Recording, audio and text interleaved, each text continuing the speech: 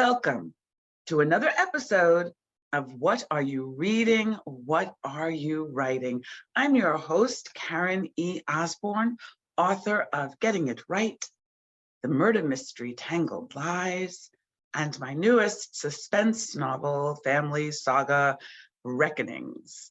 And my guest today was recommended to me by a previous guest. And I'm just so glad to meet her. So I'm going to introduce you to Robin Clifford Wood. And I'm going to, well, just wave to everybody, Robin, just so I don't want you just having to sit there, but I'm going to read nice things about you. All right. All Sounds right. good. So she is a journalist, a poet, a playwright, an essayist, and the author of multiple award-winning memoir/biography. It's a hybrid book, and I can't wait to hear about this. It's in my to-read pile. I'm really intrigued. It's called The Field House. And here's what the prestigious reviewer Kirkus Review wrote about it. Wood's passionate prose and carefully curated primary sources will certainly convince readers that Field is not a writer to overlook. Field is the author that this memoir biography is about. An eloquent, detailed tribute to a less well-known but inspiring author. So welcome, welcome. Thank you. So before we dive into this hybrid, I really want to hear about this, how you managed a hybrid biography memoir. But tell us a bit about you and your writing journey. I read that you wrote your first novel, short story, something at the age of 8.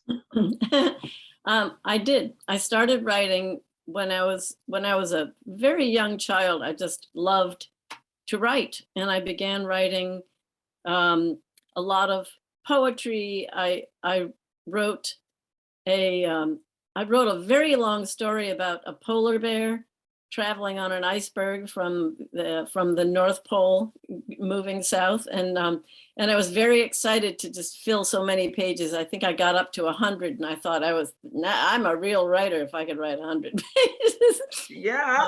And I sent stories to my great grandfather Bop, and I just really enjoyed it. And one of the things that I'm going to talk about later is that I kind of tucked that away. I think my parents were very loving, but there were no writers in the family, and being a writer was never really promoted. So I just sort of, and I didn't take it seriously for a long time, although all my life I've loved writing. I've had teachers who inspired me, and slowly I found my way here. Wow. Yeah, such a young age. So what were you reading back then? I loved fantasy. So I loved the C.S. Lewis book, The Lion, the Witch, and the Wardrobe, and all that stuff. I also read the Phantom Toll Booth by Norton Juster, was one of my favorites, because it had imaginative adventures and wordplay, and that was always really fun for me. I also liked stories about animals, like Black Beauty, and a book, a little lesser known book called Beautiful Joe, about a very bedraggled dog who was also became very beloved. I just loved stories like that. And I was always a huge Dr. Seuss fan. I had many Dr. Seuss books memorized by heart when I was very young. My parents read to me a lot. Yeah, I read to my children every day until when they were 9 and 10, they sat me down and they said, Mom, we know this is going to upset you, but we really would rather just read to ourselves.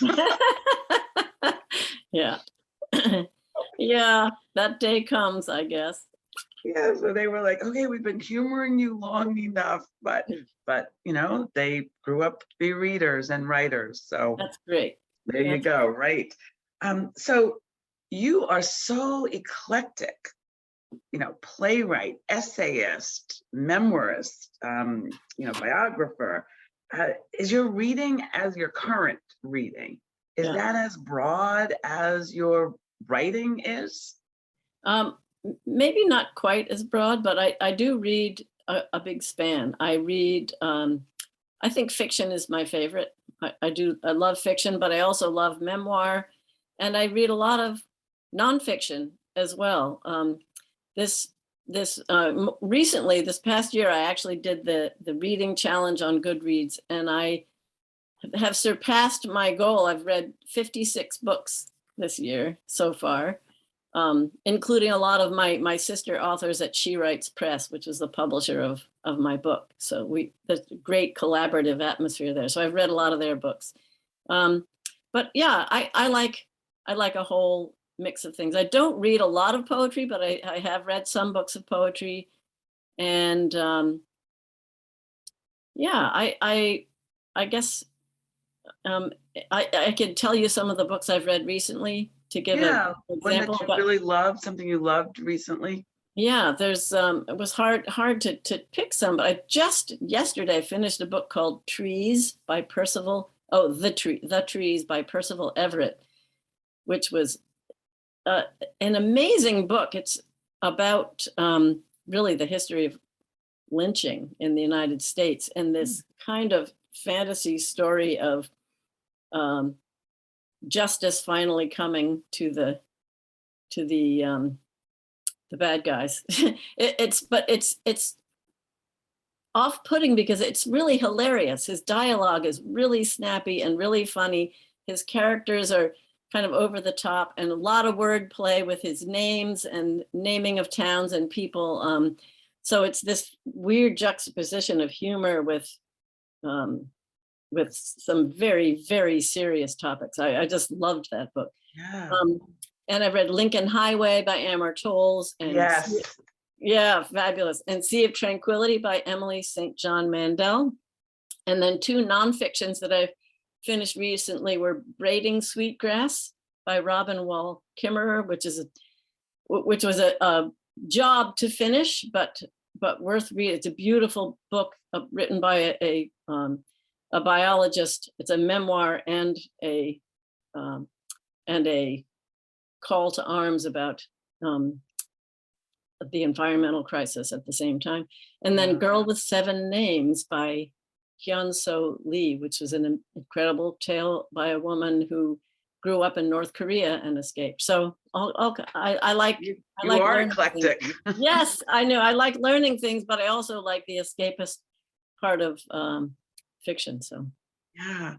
One of the best things that's happened to me, and since I started this show about 18 months ago, maybe 2 years now almost, is that it's introduced me to books that I never would have thought about or given a try to, but because I meet somebody and I'm excited about them and the conversation, so it's been expanding my horizons, which is very nice. That's what books should do. yeah. Exactly. So tell us about the Field House. How did this come about? What tells the story? Okay. Well, my husband's family has been spending summers on an island off the coast of Maine, off of Mount Desert Island since the 50s.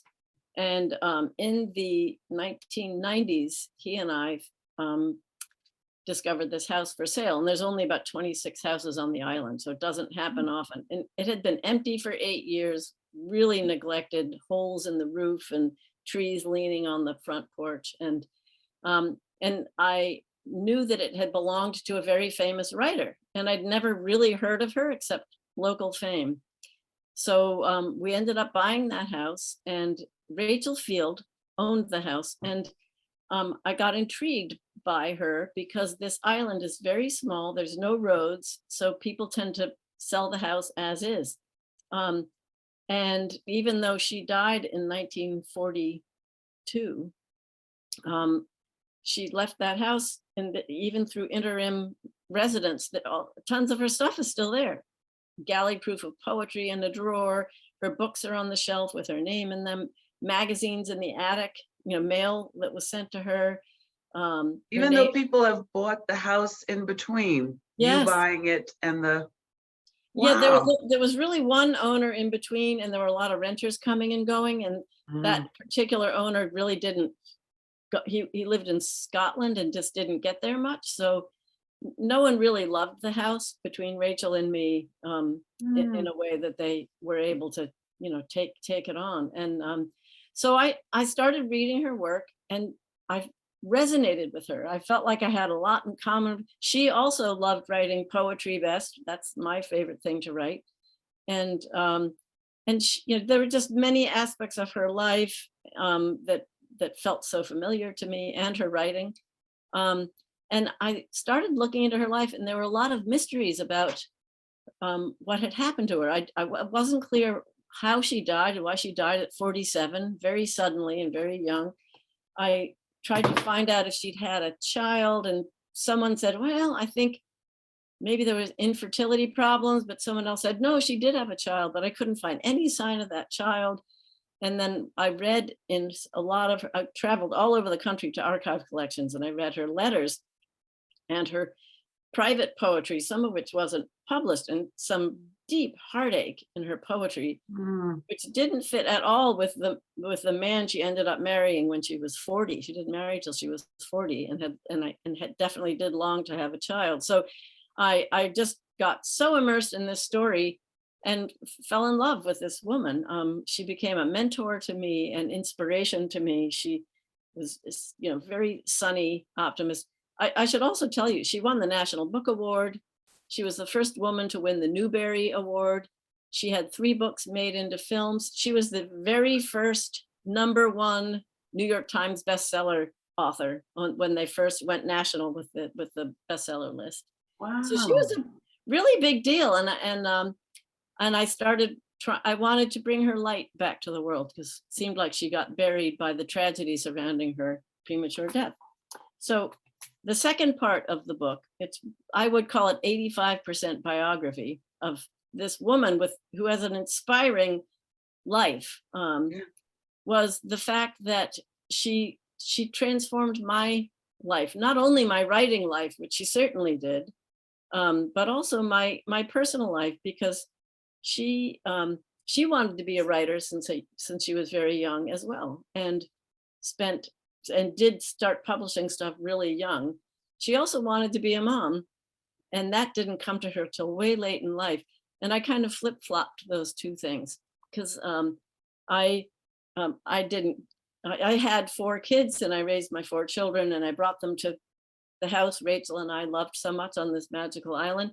And I really didn't get my writing going till later in life. And she kind of validated the choices I made, even though I felt sometimes like I was too late and missed out on things. It brought me to peace with the choices that I made in my life. And I ended up writing letters from me to Rachel that Mm. precede each chapter of the book. And that tells a whole second story of my evolution from first meeting her to how much she Wow. Oh, this changed my sounds life. beautiful. This sounds like an amazing book.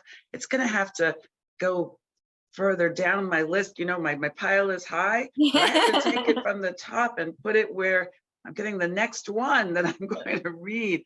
That just sounds amazing. And what a clever way of doing it with the letters in between. That is just lovely. Now, are you working on something now? I I am, and I'm not sure what form it's going to take. Um, I love writing about childhood and about motherhood, and I feel like there's so much wisdom to be gained. And I am a fairly new grandmother. I've got a Mm. almost 3-year-old granddaughter and 2 brand new babies born in August. One's going to be born this month, and another one next spring. So I'm inundated with babies right now, and it's another whole round of that magical time of childhood, which I just find there's so much to be learned by observing children and embracing the child within ourselves, which I think a lot of us, I think we would do well to bring that child that's still inside of us, our own child self, and take her by the hand and let her inform some of our daily lives. So those are so whether it's poetry, short stories, short essays, fiction, nonfiction, I'm not really sure, but that's where I want to do my writing. Yeah, it's percolating. Yeah. Yeah. One question that I have 2 questions left. So one of the ones that I wanted to ask you was, so this book sounds so amazing and I'm very intrigued by it, but if somebody's still out there foolishly trying to decide whether or not, is there something you wanted them to take away from, what do you want your reader to experience at the end of this book? I love the fact that the Kirkus Review used the word inspiring, because that's what I had hoped. Rather than have people saddened by Rachel's untimely death, I wanted them to feel inspired by the optimism and the resiliency that she showed in her life, which wasn't all easy. So I think there were three things I'd say. The inspiration to follow your true calling, which you may be exposed to as a child, and don't ignore that. The other thing is the importance of finding mentors, even if they're people you'll never meet, but people from your past. And the third thing I would say is to embrace the life you've been given, and hang on to a sense of wonder. Oh, I love that. Hang on to a sense of wonder. And what an intriguing idea to have a mentor that you've not met. Isn't that the power of books? Yeah. That really is. So my last question is, where can we find you now that we've gotten everybody intrigued and interested and they want to read your book and they want to find out more about you and more about Miss Field? How can they find you? The best place is my website, which is robincliffordwood.com. So that's not hard to remember. I'd love to have people sign up to for my newsletter, which comes out 4 times a year, and you could sign up on my website. I have a Facebook author page also under my name. I have a Goodreads author page, and you're welcome to follow me, and we can share book ideas there. So there's lots of places online you can find me, but my website's the best way to start. Excellent, excellent. I hope you will all take that to heart and follow as I am, as to follow Robin. And I hope that you are following me. You can follow me on my YouTube channel, on my Facebook page, on my website, on Instagram, on Twitter, all of those places. I'm Karen E. Osborne. You do have to remember the E, because there's another Karen Osborne out there writing her little heart out. So please look for Karen E. Osborne. And we look forward to you. Both Robin and I thank you for being here and watching this and listening to this. And I hope I will see you next time on What Are You Reading? What Are You Writing? Bye, everybody. Thank you.